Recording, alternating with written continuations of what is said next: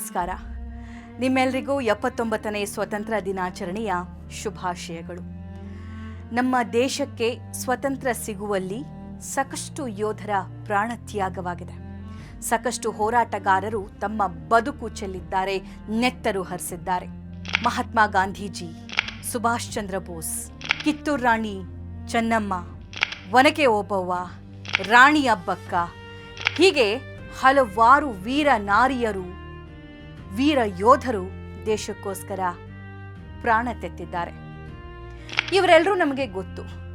ಆದರೆ ಗೊತ್ತಿಲ್ಲದ ಸ್ವತಂತ್ರ ಹೋರಾಟಗಾರರು, ತೆರೆಮರೆಯಲ್ಲಿ ಇದ್ದಂತಹ ಸ್ವತಂತ್ರ ಹೋರಾಟಗಾರರು, ತುಂಬ ಪ್ರಚಾರ ಸಿಗದೇ ಇರುವಂತಹ ಸ್ವತಂತ್ರ ಹೋರಾಟಗಾರರನ್ನ ಸ್ಮರಿಸುವಂತಹ ಸಂದರ್ಭ ಕೂಡ ಇದು ಹೌದು.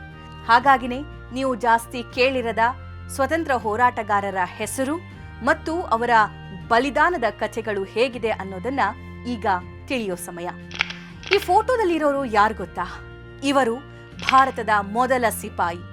ದೇಶಕ್ಕಾಗಿ ಜೈಲು ಸೇರಿದ ಈ ದಿಟ್ಟ ಮಹಿಳೆಯ ಸ್ತನಗಳನ್ನೇ ಕತ್ತರಿಸಿದ್ರು ರಾಕ್ಷಸರು.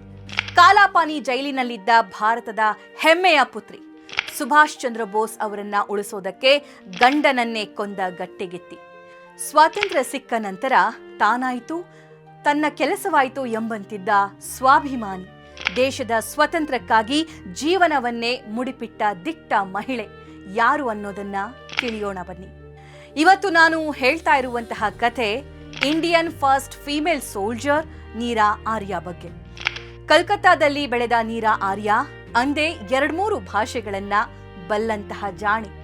ಒಮ್ಮೆ ಭಗತ್ ಸಿಂಗ್ ವಲಯದಲ್ಲಿ ಗುರುತಿಸಿಕೊಂಡಿದ್ದ ಸುಶೀಲಾ ದೀದಿ ಮನೆಯಲ್ಲಿ 1 ತಿಂಗಳು ನೀರಾ ಆರ್ಯ ಇರ್ತಾರೆ.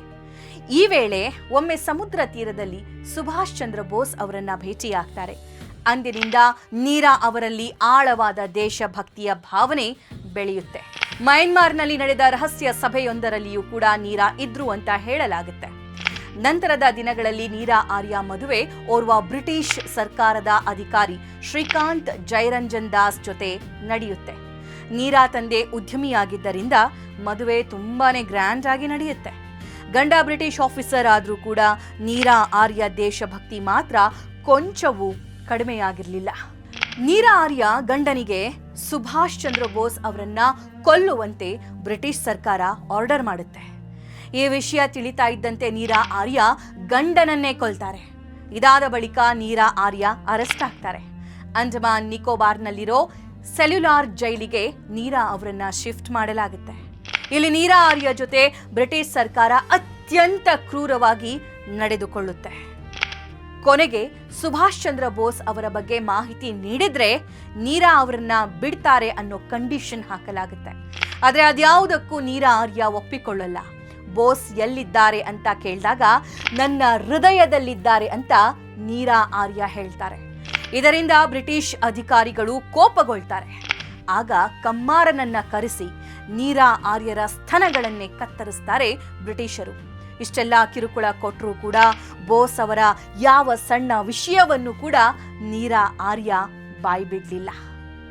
ಸ್ವಾತಂತ್ರ್ಯ ಸಿಕ್ಕ ಬಳಿಕ ಜೈಲಿಂದ ಬಿಡುಗಡೆಯಾದ ನೀರಾ ಆರ್ಯ ಹೈದರಾಬಾದ್ನಲ್ಲಿ ಸಾಮಾನ್ಯ ಮಹಿಳೆಯಂತೆ ಬದುಕು ನಡೆಸ್ತಾರೆ. ತಮ್ಮ ಜೀವನದ ಅಂತಿಮ ದಿನಗಳಲ್ಲಿ ನೀರಾ ಆರ್ಯ ಹೂ ಮಾರಾಟ ಮಾಡ್ತಿದ್ರು ಅಂತ ಹೇಳಲಾಗುತ್ತೆ. ಹೈದರಾಬಾದ್ನ ಚಾರ್ ಮಿನಾರ್ ಬಳಿ ನೀರಾ ಆರ್ಯ ಹೂ ಮಾರ್ತಾ ಇದ್ರು ಅಂತ ನೋಡಿದವರು ಹೇಳ್ತಾರೆ. ಈ ಕಥೆ ನಿಮಗೂ ಸ್ಫೂರ್ತಿದಾಯಕ ಆಗಿದ್ದಲ್ಲಿ ನಿಮ್ಮವರಿಗೆ ಶೇರ್ ಮಾಡಿ. ನಮ್ಮ ಸ್ವತಂತ್ರ ಹೋರಾಟಗಾರರನ್ನ ಈ ಮೂಲಕ ಸ್ಮರಿಸಿ.